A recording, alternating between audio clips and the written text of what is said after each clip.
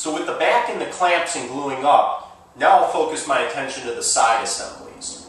The first thing I want to do is I want to grab an upper side rail and a lower side rail. They're the same length, and at their widest part, they're the same width. You can identify the upper side rail because it has this bow, this little curve that matches to the bottom of the bow arm, with the narrow end being the back of the arm. I know these pieces go together because they both have a single dot towards the top outside. So if you're working at a bench that has a vise in it, you might want to take this piece and mount it in the vise to hold it. But if you don't have a vise, you can always take one of these smaller clamps, just clamp it on the edge, just to keep this from moving around on you. So it'll keep it upright. Next, I'm going to put all of my side slats into their mortises.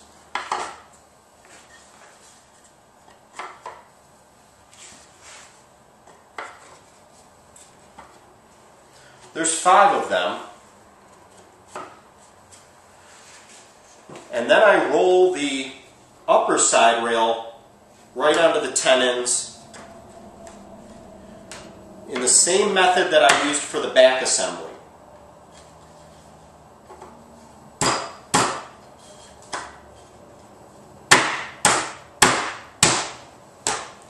Once it's together, I can remove the clamp, lay it down, and inspect for any rack joints and correct those as necessary so that I get a nice tight fit and I don't have any gaps between my side slats and my side rails. This is how I do this on the real chair. I don't glue these side slats into place.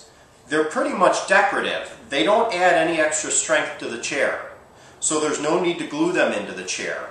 And if you did, that would just create more stress, more panic as we did the glue-up assembly for the side. We'd have 10 extra mortise and tenon joints that we need to worry about. So just leave those loose and concentrate on the structural joints, the mortise and tenons at the ends of the side rail assemblies. So the next thing I want to do is I want to bring in the left leg assemblies for my chair. And whenever I'm talking about left side or right side, I'm always talking about as if I were sitting in the chair. If I'm sitting there in the chair, this is my left side, this is my right side. So these are my left legs to go along with my left side assembly. The dots indicate the outside of the chair, and I know that this is the inside of the chair because here's the joinery for my front rail and my rear rail, and here's the hole for my rear pivot. That's what allows the back to pivot. So I know this is the inside face, this is the inside face. Now it's time to glue these up to make a side assembly. I let gravity work in my favor here. I take the front leg, lay it down. At this point, I would have glue on my loose tenons or my floating tenons here. Be sure that you familiarize yourself with how I glue loose tenons into the components. But I have glue on these, and I'm going to take this entire side assembly and get it right into the mortises. Next, I'll take my back leg and drop that onto the other mortises.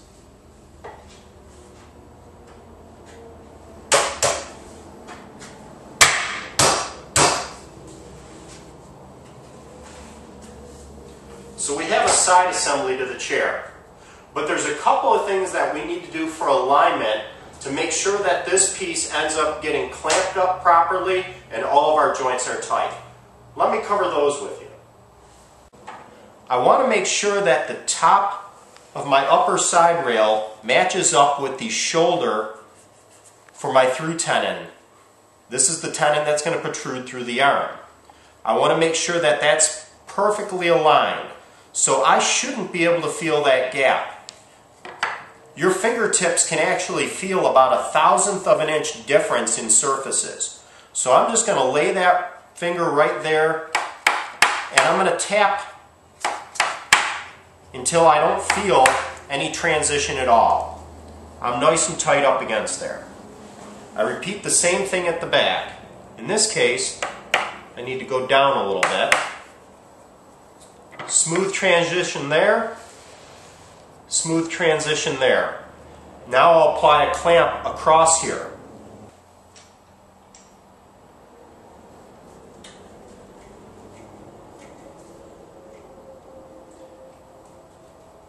Once I have my clamp in place, my pads, again, my pads are located as if this tenon were shooting all the way through and coming out on this end.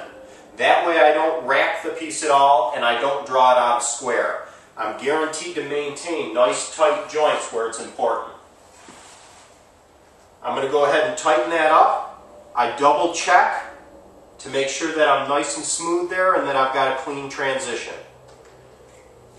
Next thing I'm going to do is stand this piece up. The top joints here are held by this clamp, but the bottom joints are still loose.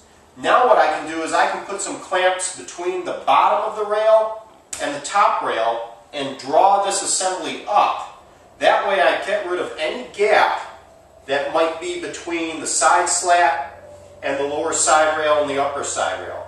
I can draw that whole assembly up tight and then clamp across here to lock it in place.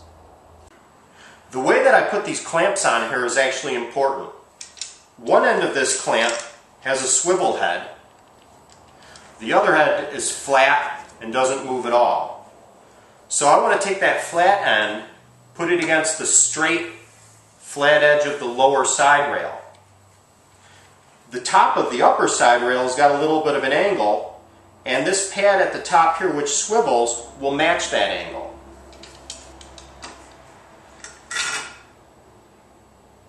I get that clamp in place. Now you see we've got a gap right here between the side slat and the upper side rail. As I tighten the clamp down,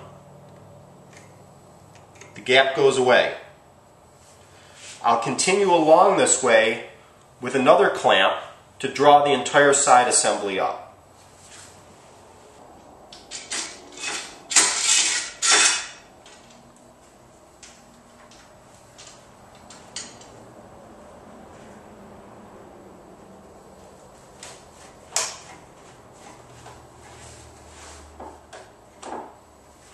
Again, as I tighten that, the upper side rail is clamped in place because of this clamp. The lower side rail is just kind of floating in there with some glue. There's no pressure this way to lock the joint at this point. So I can look at my gaps here, and if I have any pieces that are racking, I can straighten those out, clamp a little more. Everything looks good. I don't have any gaps. I'm good and tight.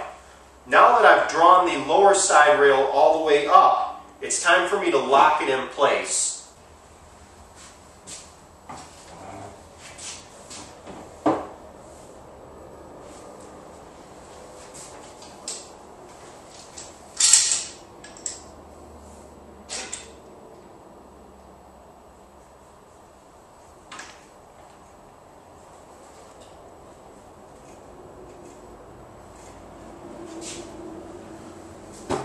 Once this lower side rail is locked in place, these slats aren't going anywhere, and it's okay for me to take off these other clamps.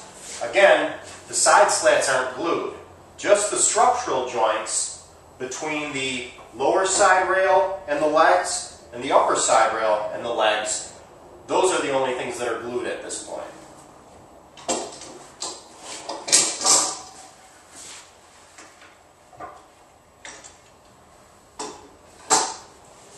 Again, it's real important to remember to get from the point where we first put glue on the wood to the point where we've got the clamps on the chair and it's all set ready to dry. That whole process has to take place within 6 to 8 minutes. Other than that, the glue starts to set up and you won't have a really strong bond.